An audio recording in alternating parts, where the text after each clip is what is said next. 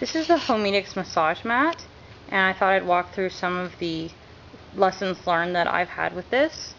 First of all, this is the carrying handles for if you want to carry it around. It is fairly heavy, at least for me, but then again I have a bad back. There's a pouch right here that holds the remote control, and then these are where the cords come out, and this plugs into the wall. So when you open up the massage mat, oh, and there's also over here a little strap with Velcro on it that holds it closed for when you're carrying it around. So we'll open that. This is the pillow that comes with it. It's nothing to write home about, not very fluffy or anything like that. Once you open the mat, okay, so this is the foot. I'll just put the pillow over here. This is the foot. It bends right here. You can either have this in a sitting position or a reclining position, or just lay it down flat. And this is the back. And if you just let me get situated here, I'll show. What you can do is the massage mat, the back, comes with this flippable padding. So there's the top layer that you can remove, and then the bottom layer that you can flip, and we've just flipped it out of the way for right now. This is where the massage rollers are, down here. This is mesh. It's not, if you're laying on this directly, then you're going to get a very intense massage because there's going to be very little separating between the rollers and your back. If you have the padding over it, there's more separating between the rollers and your back. It'll be a less intense massage. Even this laying down is still very intense for me, almost too much so, and I like really hard massages. So what I've been doing is keeping the massage mat in a reclining position, bracing it up against the back of the chair over there, and that way in a sitting up leaning back position, it's a slightly less intense massage than if you're just laying directly on it and gravity's pulling you down into it. That's been, the reclining position has been perfect for me. But I'm going to move the pillows so that you can see how the massaging functions work. Now, I posted a picture of the remote control because I think it'll be a little bit more clear, but this is the power button down here. This is the heat, toggles whether there's heat or not, and then this section here, let me get a good angle here. This area is for the rolling massage. This area is for the shiatsu massage. And this button right here is a demo that kind of goes through the rolling and the shiatsu and shows you what it's capable of producing. This button and this button are called full back, which just means that for the rolling massage and for the shiatsu massage, depending on which one you select, it'll just give you full up and down, up and down, up and down back massage. This is upper back, and this is the rolling upper back, which just means it'll give you upper back, up and down back massage, and lower back, which is just the bottom half that'll go up and down. This button right here is called a width button, and it adjusts the width of the rollers, and that's just for the rolling massage. The shiatsu massage doesn't let you adjust the width, but that's been okay for me.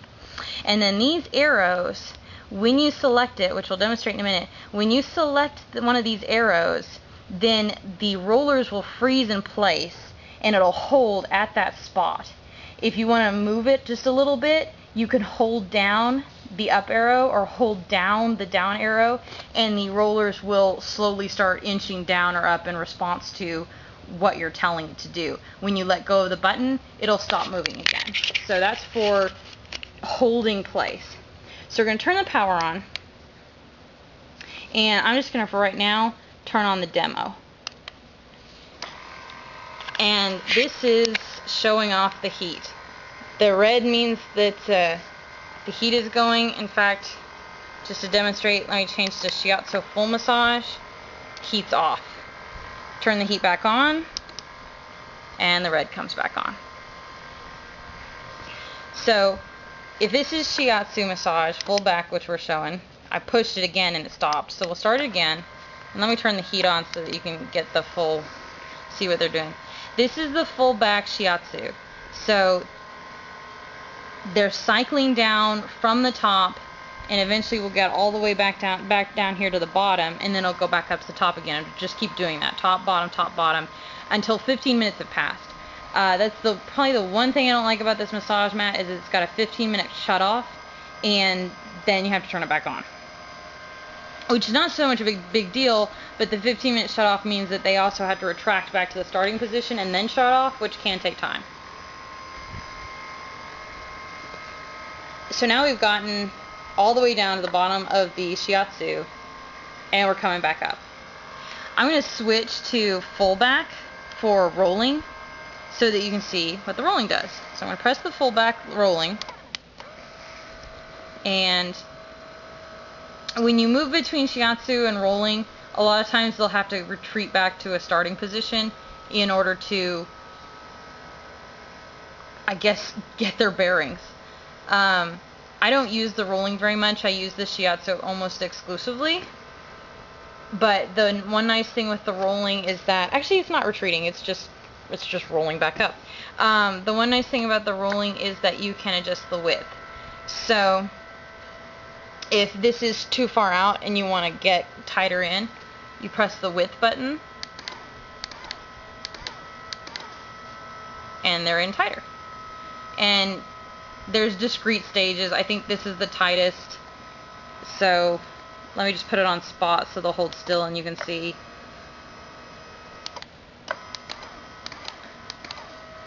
Oh, and that's something to mention. With the spot massages for the rolling, they don't actually hold in exactly one place like they do with the shiatsu. They just move up and down in a very tight spot arc. So if we were to go back to shiatsu, to full back, where they start rotating again, and I click spot, they're going to hold right there. And just keep rotating around and around without moving up and down any further. So that's really the full extent of how to use this. It's very easy to use out of the box. The biggest thing that I learned was to not be afraid to experiment with the positioning. Like I said, like this without any padding over it was extremely intense, but putting padding back on, putting it at a different angle, all those things made all the difference in the world. Once you're done, or whenever the 15 minutes are up and it's time to shut off, the power button will blink and they'll return to a starting position. So I'm going to turn the power button, and it's blinking to show you that it's powering down. And I don't know if you can see, but these are returning back up to the start position up here.